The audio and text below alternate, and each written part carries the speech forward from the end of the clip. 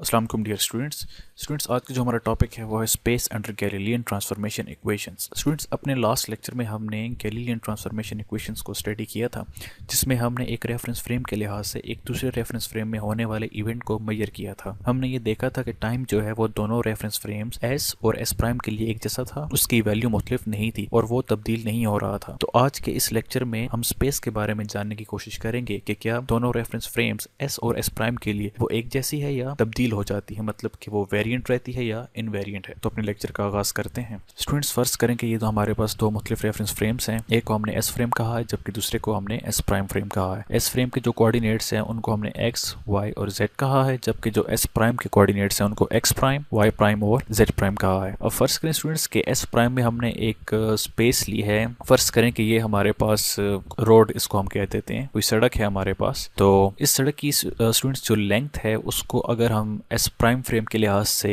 मालूम करना चाहें तो उसको हम x2 प्राइम और x1 प्राइम का डिफरेंस लेंगे। सिमिलरली अगर इस रोड की जो लेंथ है उसको हम एस फ्रेम के लिहाज से फाइंड करना चाहें तो वो x2 और x1 का डिफरेंस होगा। वैसे स्टूडेंट्स, इस बात को अपने अपने माइंड में रखना है, जैसे कि हमारा जो टॉपिक है उसमें हम स्पेस को देख रहे हैं कि क्या वो गैलीलियन ट्रांसफॉर्मेशन इक्वेशंस के लिहाज से वेरिएंट है या इनवेरिएंट है। तो इधर हम एक रोड ले रहे हैं, एक सड़क ले रहे हैं। तो अब नॉर्मली स्पेस जो है वो 3 डायमेंशन हम लेते हैं और जो सड़क हमने ली है वो भी किसी स्पेस में ही बनी हुई है जो कि 3 डायमेंशन है। तो इस वजह से हम यहाँ पे सड़क की मिसाल ले सकते हैं स्पेस के लिए। तो अगर मैं इस सड़क की लंबाई एस प्राइम फ्रेम के लिहाज से लूँ तो मैं लिख सकता हूँ कि L prime is equal to x2 prime minus x1 prime. तो सिमिलरली अगर मैं इस सड़क की लंबाई इस एस फ्रेम के लिए लूँ तो मैं लिख सकता हूँ कि L is equal to x2 minus x1।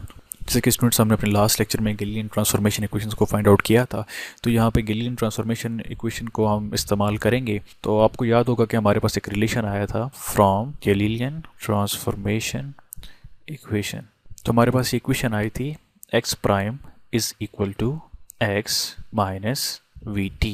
इसको मैंने लास्ट में हमने लिखा था जिसमें हमने x प्राइम के लिए इक्वेशन को रीअरेंज किया था। तो स्टूडेंट्स, ये जो हमारे पास x प्राइम है उसकी जो वैल्यू है उसको अगर मैं पुट करूँ l प्राइम में x2 प्राइम की जगह और x1 प्राइम की जगह, अपनी आसानी के लिए हम इसको इक्वेशन 1 का नाम दे देते हैं और इसको इक्वेशन 2 का नाम दे देते हैं। तो स्टूडेंट्स, ये जो हमारे पास इक्वेशन आई है इसको हम इक्वेशन a का नाम दे देते हैं। तो स्टूडेंट्स, ये जो x प्राइम की वैल्यू है x माइनस वी टी, अभी इसको मैं पुट करता हूँ x2 प्राइम की जगह और x1 प्राइम की जगह पे।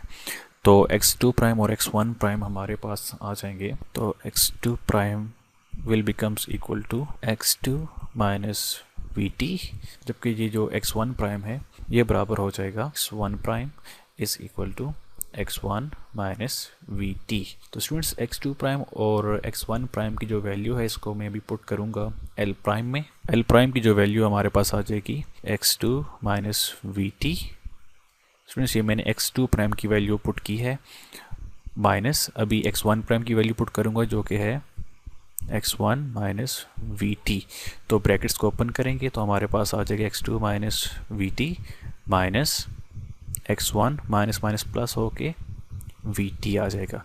अब स्टूडेंट्स, ये हमारे पास माइनस वी टी है और ये प्लस वी टी है, तो ये दोनों आपस में कैंसिल आउट हो जाएंगे। तो स्टूडेंट्स, एल प्राइम की जो हमारे पास वैल्यू आएगी वो आएगी x2 माइनस x1। तो स्टूडेंट्स, इस इक्वेशन को मैं इक्वेशन 3 का नाम देता हूँ। तो अभी स्टूडेंट्स, एल प्राइम की वैल्यू को और एल की वैल्यू को जो कि इक्वेशन 2 है, इसको दोनों को मैं कंपेयर करूँगा तो ये इक्वल आ जाएगी L is equal to x2 minus x1 जो कि इक्वेशन 2 के बराबर है। सो अगर हम एल और एल प्राइम को इधर कंपेयर करें तो by comparing L and L prime, और स्टूडेंट आप देख सकते हैं कि एल की जो वैल्यू है वो है x2 माइनस x1, जबकि एल प्राइम की वैल्यू जो है वो है is equal to x2 minus x1। तो मतलब कि एल और एल प्राइम की वैल्यू जो है वो सेम है, तो हम लिख सकते हैं कि L is equal to L prime.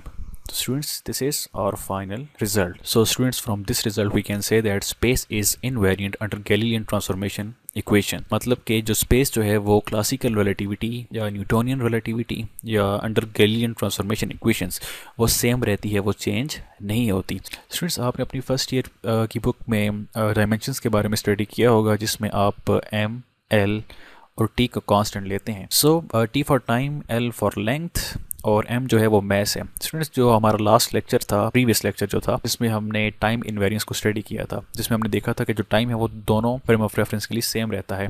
तो स्टूडेंट, ये जो टाइम हम इधर कांस्टेंट लेते हैं, इसका कॉन्सेप्ट वहीं से लिया गया है। और ये जो अभी हमने देखा कि जो स्पेस है हमारे पास वो भी इनवेरिएंट है। सो हमने एल जो इधर हम कांस्टेंट लेते हैं वो भी इसी वजह से हम लेते हैं। सिमिलरली जो मैस है वो भी क्लासिकल रिलेटिविटी में इनवेरिएंट है, एक कांस्टेंट क्वांटिटी है। मैस भी क्लासिकल रिलेटिविटी में चेंज नहीं होता। So this is our lecture about space invariance or space under Galilean transformation equations. So thank you for watching.